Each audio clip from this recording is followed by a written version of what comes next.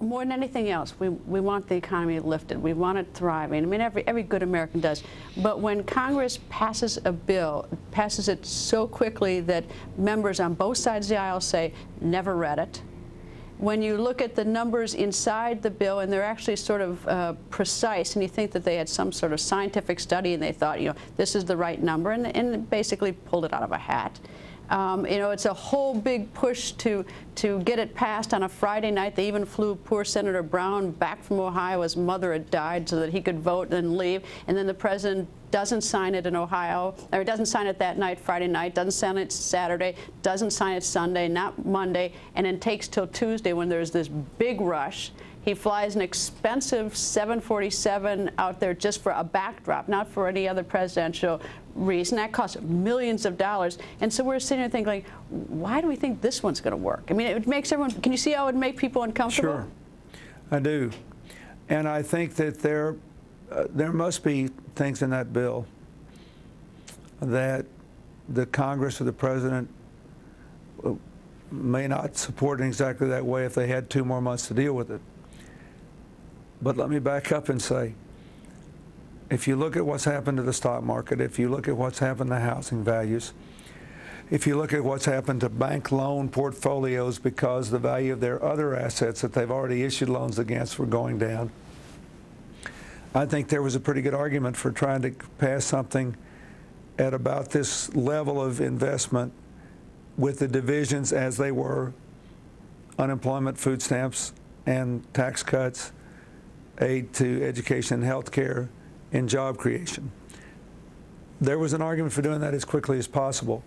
I think what should be done now, and you can contribute to this, is people ought to be going over this, finding things they don't like.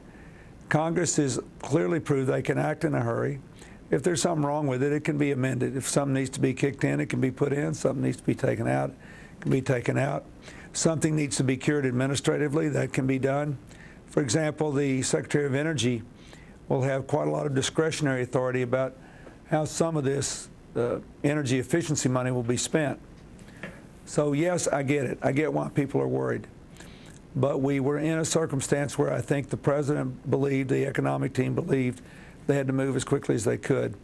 And based on the evidence, and I just follow it every day in the press and look at the numbers from the Federal Reserve, I would say they were right. We needed to do something in a hurry. I mean, I don't dispute it, but it makes me very nervous when people pass things they haven't read. I mean, that seems just so 101 to me, that you read it. And when I think of speed, I know that you can throw a switch at the IRS and get rid of unemployment tax where people make, let's say, less than $200,000. That's an immediate stimulus in the next pay period. And then when I look at these and see these incredible numbers, and I think to myself, has anybody even read this? And the answer is, no, we're all hoping for the best, which, it's very unnerving as a citizen. But I would think the leaders of the committees and their staffs and the people in the White House have read it. And the people at OMB, I think they do know what's in it. And I think that, as I said, in general terms, the only reason I said in general is not to qualify. It's that I haven't seen all the details. The only thing I know I wish had not been changed is the tax credit for electric cars, because that'll generate a huge number of jobs in America and keep us moving in the right direction with energy independence. But when you do anything this big, this quick, there are going to be mistakes. But is it, on balance, a very good bill? I think it is. We continue with former President Bill Clinton. Many Americans are unhappy that the stimulus bill was passed before any lawmakers actually read it. And then President Obama flew to Denver and then to Arizona to make expensive symbolic appearances that could have been made in the Rose Garden right outside the Oval Office in Washington. What does President Clinton think about that? I guess the sort of the red flag to me, though, is, and not to beat a dead horse, but is the not reading it. And then after we gave so much hell to the automakers for showing up on private jets without a plan last fall, and now the president, at a time, and this is a different time, he's holding a fiscal responsibility summit in 2 weeks, and he goes out there at this extraordinary expense, not for other presidential business, but to sign something he could have signed in the Rose Garden, and then goes on to Arizona to make another announcement. It's like, it just seems to me, it's like, is that sending the right message? And that sort of casts a question to me about the other. Let me ask you something Okay. else, though. This is a dilemma that he faces, I think, that I faced.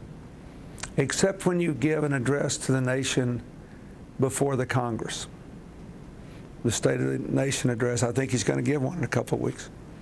I hope he does anyway. I did my first year when we had an economic crisis. Except when you do that, the president may get on television every night when something's going on, but usually his voice will carry no more than 20 seconds or so.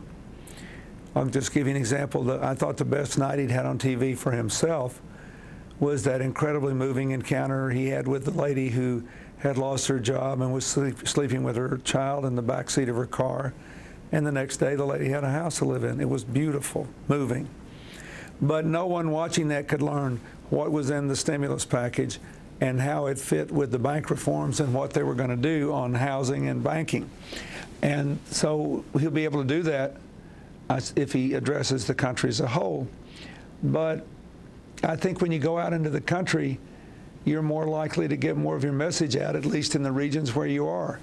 So I can't criticize him for getting out of Washington once a week and getting out and around. I think that's an important part of the job. Except for one thing, times have changed. We're in a huge economic situation. That's the first thing. The second thing is the states that he's hit are Indiana, Ohio, Florida, Colorado, recently turned all in trouble states. Well, recently become Democratic states, and it looks like a reward. It just, if you, Well, looks he's going to Arizona next week, though, isn't he? right, which is State on the edge, the first one. Or actually, that's where he announced the mortgage. So I'm just saying is that these are just different times, and in terms of a lot of symbolically, if you're telling everybody we got an economic situation, this might be a good time to set a different tone, perhaps.